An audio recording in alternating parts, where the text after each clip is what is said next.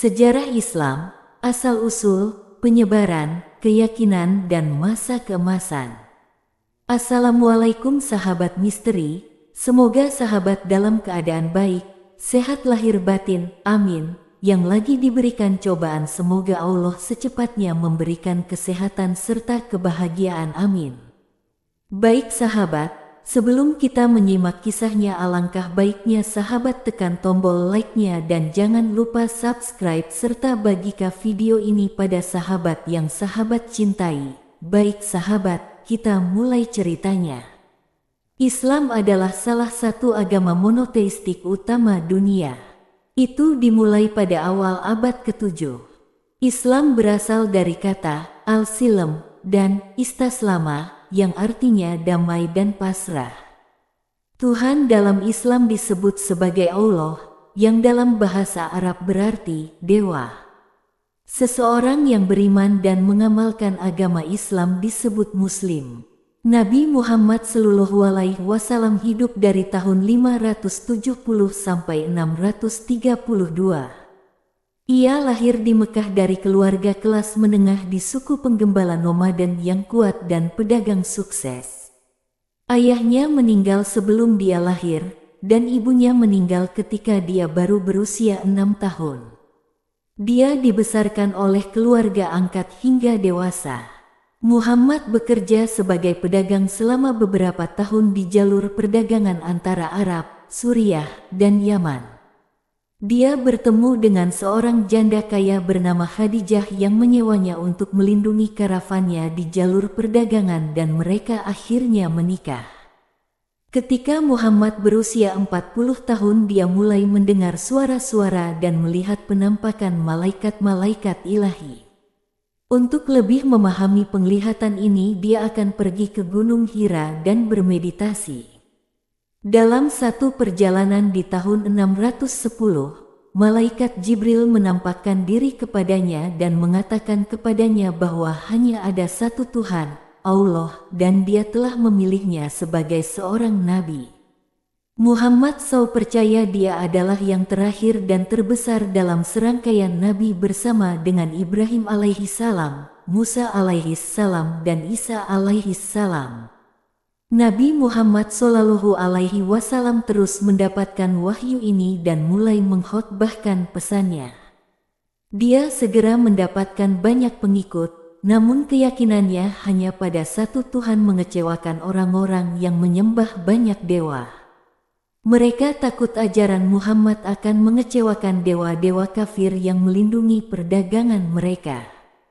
Pada tahun 622, Muhammad, keluarganya, dan para pengikutnya dianiaya karena keyakinan mereka dan harus melarikan diri dari Mekah. Penerbangan dari Mekah ke Madinah disebut hijrah. Mereka disambut di kota Madinah dan dapat dengan bebas menjalankan agamanya. Di sana masjid pertama dibangun dan dia serta para pengikutnya akan berdoa ke arah Mekah. Pada saat itu kaum musyrik di Mekah mencoba berperang dengan kaum muslimin di Madinah. Setelah beberapa pertempuran kaum muslim mengalahkan para penyembah berhala, dan pada tahun 629 Muhammad kembali ke Mekah dengan 1.500 mualaf dan menguasai kota. Selama 2 tahun berikutnya sebagian besar jazirah Arab masuk Islam. Muhammad meninggal pada tahun 632 sebagai pemimpin Islam yang efektif dan penguasa Arab Selatan. Pertumbuhan dan penyebaran Islam. Dengan lebih dari 1,5 miliar pengikut di lebih dari 232 negara, Islam telah berkembang menjadi salah satu agama terbesar di dunia. Banyak Muslim tinggal di Asia, Afrika, dan Timur Tengah. Pertumbuhan dan penyebaran Islam dimulai ketika Nabi Muhammad mulai membagikan wahyu ilahi dan menyebarkan pesan yang dia terima dari Allah. Dia dan para pengikutnya dianiaya dan harus melarikan diri ke kota tetangga Madinah pada tahun 622. Di sana dia dan para pengikutnya disambut dan imannya tumbuh. Setelah banyak konflik mereka dapat kembali ke Mekah pada tahun 630 dan menjadi pusat Islam. Setelah kematian Muhammad pada tahun 632, ajaran Islam menyebar dengan cepat ke banyak orang dan tempat di Timur Tengah. Periode setelah kematian Muhammad dikenal sebagai Kekhalifahan Rasyidun yang berlangsung dari 610 sampai 750. Selama kekaisaran ini, administrasi dan pemerintahan Muslim didirikan dan memerintah Timur Tengah. Kekhalifahan diperintah oleh The Righteous Khalifah atau pemimpin spiritual. Pada tahun 644, keempat pemimpin ini membantu Islam menyebar dan tumbuh jauh dan melampaui Timur Tengah melalui penaklukan kota-kota besar seperti Baghdad, Yerusalem, dan Alexandria. Bagian utara dan barat Afrika juga ditaklukkan secara efektif, mengambil kendali atas sebagian besar wilayah Bizantium dan Persia. Khalifah ketiga Utsman menciptakan versi Al-Quran yang menjadi standar dan digunakan secara luas di seluruh dunia Islam di sekolah-sekolah yang baru didirikan yang mengajarkan bahasa Arab dan studi Islam. Setelah kematian Khalifah terakhir pada tahun 661, Kekhalifahan Umayyah menguasai kekaisaran dan memerintah hingga tahun 750. Sejarawan menganggap kekhalifahan ini sebagai khalifah yang paling kuat dan ekspansif. Kekhalifahan Umayyah menumbuhkan kerajaan Islam hingga puncaknya dan memperluas kendalinya dari Timur Tengah ke sebagian Asia, India, Afrika Utara, dan sebagian Eropa. Pertumbuhan Islam di daerah-daerah ini membantu menyatukan orang-orang nomaden menjadi budaya yang lebih bersatu dengan menciptakan mata uang bersama, menjadikan bahasa Arab sebagai bahasa resmi, dan menstandarkan pengukuran. Hal ini menyebabkan zaman keemasan selama dinasti Abbasiyah yang berkuasa dengan menggulingkan Umayyah pada tahun 750. Selama periode ini sains, matematika, astronomi, kedokteran, dan sastra berkembang pesat. Perpustakaan dan sekolah dibangun dan seni dan arsitektur berkembang pesat. Periode ini berlangsung hingga 1258. Keyakinan Islam, 5 rukun Islam. Banyak orang mempraktikkan agama karena itu menciptakan rasa kebersamaan dan memiliki di antara mereka yang memiliki keyakinan yang sama. Agama memiliki praktik tertentu yang menciptakan rasa komunitas yang kuat di seluruh dunia. 5 rukun Islam adalah aturan yang dipraktikkan oleh setiap Muslim yang menciptakan rasa keanggotaan yang kuat dari komunitas Muslim di seluruh dunia. Rukun Islam yang pertama disebut syahadat atau deklarasi iman. Syahadat adalah ekspresi paling dasar dari keyakinan Islam. Itu hanya menyatakan bahwa tidak ada Tuhan selain Allah dan Muhammad adalah nabinya. Ketika seorang Muslim membaca ini, mereka menerimanya sebagai benar dan akan mengikuti semua komitmen Islam. Untuk menjadi seorang Muslim, seseorang harus membaca ini 3 kali dengan penuh keikhlasan di depan para saksi. Rukun Islam yang kedua adalah salat atau sholat. Muslim diharapkan untuk berdoa 5 kali sehari sambil menghadap Mekah. Di negara-negara Islam ada azan umum yang menetapkan hari. Ritual ini berusia lebih dari 1400 tahun dan dipraktikkan oleh jutaan Muslim di seluruh dunia. Zakat amal atau sedekah adalah rukun Islam yang ketiga. Muslim percaya bahwa mereka dimaksudkan untuk membagi kekayaan mereka dengan mereka yang kurang beruntung dalam komunitas orang beriman mereka. Setiap tahun Muslim diharapkan memberikan 2,5% dari gaji mereka untuk amal. Pemberian ini merupakan bentuk ibadah dan penyucian diri. Praktik ini membebaskan mereka dari kemelekatan pada kepemilikan dan keserakahan. Puasa selama bulan suci Ramadan disebut shaum dan itu adalah rukun Islam keempat. Ramadan terjadi pada bulan ke-9 dalam kalender Islam. Ramadan berlangsung selama 30 hari. Selama 29 hari pertama umat Islam diharapkan berpuasa meninggalkan makan atau minum dari fajar hingga senja. Mereka memandang saum sebagai ketaatan kepada Tuhan dan belajar disiplin diri untuk menjadi lebih kuat secara spiritual. Yang terakhir dari 5 rukun Islam adalah haji, di mana semua muslim yang mampu diwajibkan untuk menunaikan ibadah haji ke Mekah dan tempat-tempat suci sekitarnya setidaknya sekali dalam hidup mereka. Ritual ini mempromosikan ikatan Islam dan terjadi setahun sekali, di mana setiap muslim berkumpul bersama di Mekah untuk memuji Allah di hadapan Ka'bah, sebuah tempat suci di Masjid Agung di Mekah. Haji terjadi pada bulan 12 kalender Islam. Khalifah awal dan dinasti Islam. Setelah Nabi Muhammad, pendiri Islam, wafat pada tahun 632, pemerintahan muslim yang disebut khilafah menjadi pemimpin kerajaan Islam. 4 khalifah pertama dikenal dalam sejarah Islam sebagai kekhalifahan Rasidun, yang berarti khalifah yang dibimbing dengan benar. Mereka semua terkait erat dengan Muhammad dan dikenal karena kepemimpinan dan kesalehan muslim mereka.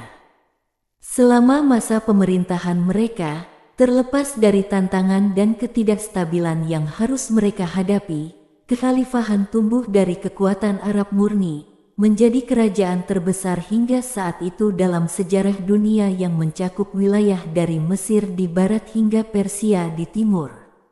Yang pertama dari kekhalifahan Rasidun adalah Abu Bakar, dan memimpin 632 sampai 634. Abu Bakar dikenal sebagai yang jujur.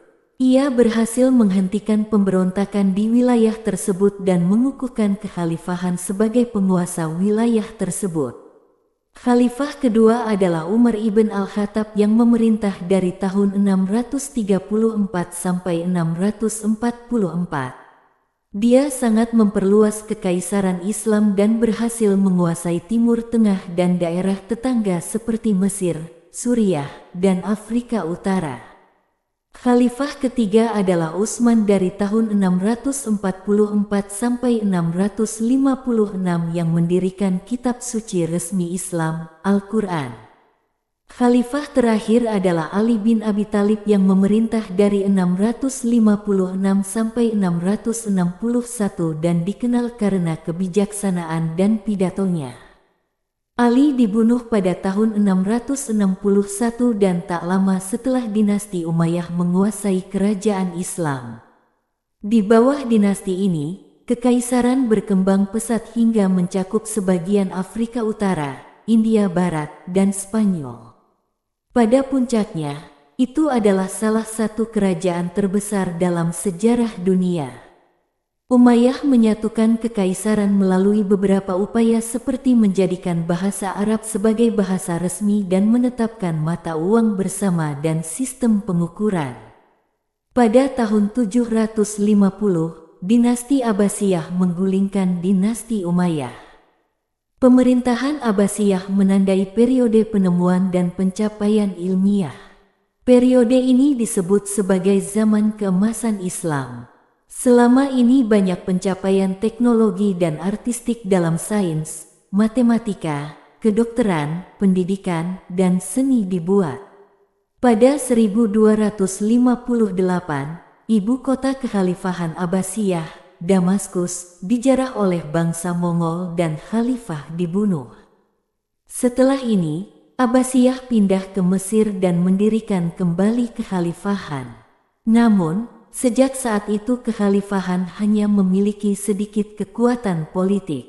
Pencapaian zaman keemasan Islam, seperti yang sudah dijelaskan sebelumnya, selama kekhalifahan Abbasiyah, kekaisaran Islam memberikan kontribusi besar terhadap kemajuan di berbagai bidang, termasuk sastra, filsafat, sains, kedokteran, matematika, dan seni.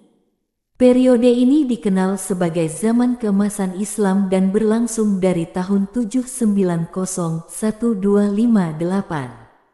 Selama periode ini, budaya Islam sangat mementingkan pendidikan. Universitas negeri pertama didirikan di Baghdad, tempat filsafat dan sastra dipelajari. Pendongeng Arab mengumpulkan karya dari berbagai sumber dan menulis banyak bentuk sastra seperti puisi, sejarah, teologi, filsafat, dan dongeng. Yang paling terkenal adalah kumpulan cerita rakyat Arab yang disebut 1001 Malam. Sarjana Muslim menerjemahkan dan melestarikan karya para filsuf Yunani kuno. Dua filosofi muncul dari periode ini, falsafah yang merupakan logika berdasarkan filsafat Yunani, matematika, dan fisika, dan kalam, yang merupakan penjelasan dan pemikiran keyakinan agama Islam. Dokter mempelajari karya Yunani dan India dan menambahkan ide mereka tentang kedokteran. Ada rumah sakit di semua kota besar. Kedokteran Islam mengembangkan perawatan medis yang penting, termasuk cara untuk mengobati katarak mata dengan operasi. Buku kedokteran kuno mereka disebut The Canon of Medicine, yang digunakan sebagai referensi di seluruh kerajaan Islam dan Eropa selama berabad-abad. Ilmuwan Islam dibangun di atas karya rekan Yunani dan India mereka. Mereka menggunakan astronomi untuk navigasi, membuat kalender, dan untuk praktik keagamaan seperti menemukan arah Mekah untuk sholat.